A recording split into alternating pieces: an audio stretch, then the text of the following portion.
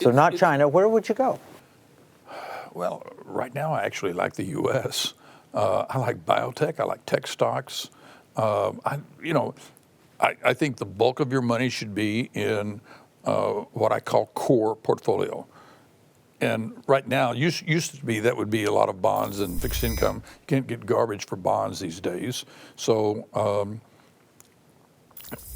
I look for income opportunities. There are some mutual funds and places where you can get some income, but most of the places that I look are private investments, private credit, private. You call them hedge funds, but they look more like cash flow vehicles. And you can get high single digit.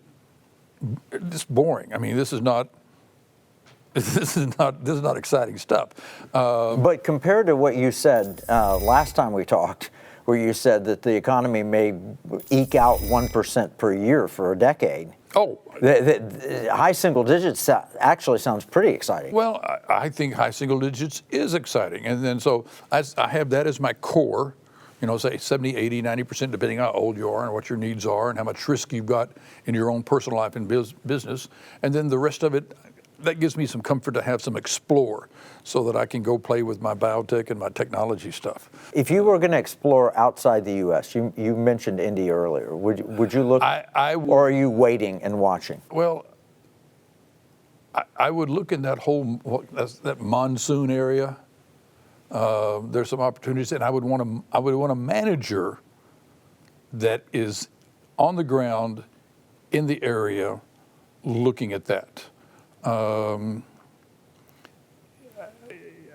You've got to have you can't have somebody choosing stocks in India that's sitting in New York. I remember going with Mark Mobius on a research trip when I was at Templeton, and the ability to speak the language, to have people on the ground, it made all the difference in the world. Oh, you've got to have people on the ground. You've got to have local knowledge.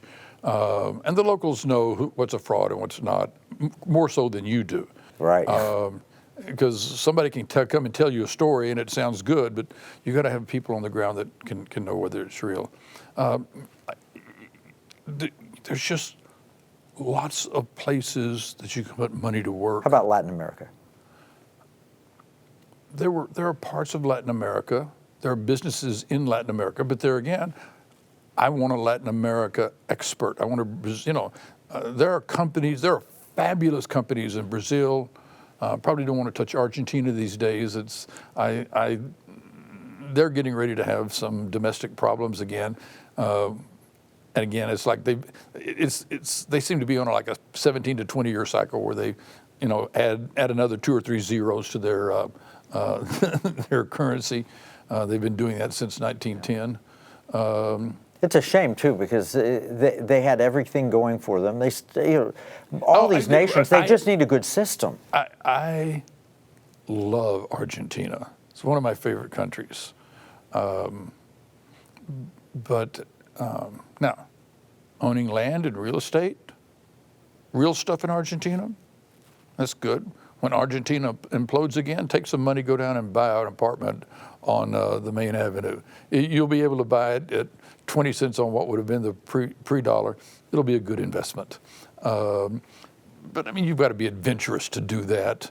And again, you need help. This is not a novice taking money and going down buying those things. Right. So. Yeah, how about Europe? I don't know enough about Europe to be general. I know that there are good individual companies, and there again, I want a guy with boots on the ground. I'm a macro thinker, so I'm not a stock picker. Right. Other than biotechs. But so if I wanted to be picking stocks, individual stocks in Europe, I'd be going to my European manager and I'd say, okay, here's X amount of money, open an account, put it into Europe. You're not buying an index fund in Europe? I'm not buying an index fund anywhere. John, this is phenomenal advice. You're basically saying don't be alone in a foreign land. It's not a good idea. Right. You need a travel guide. You need a good financial advisor. Well, thank you so much for being with us.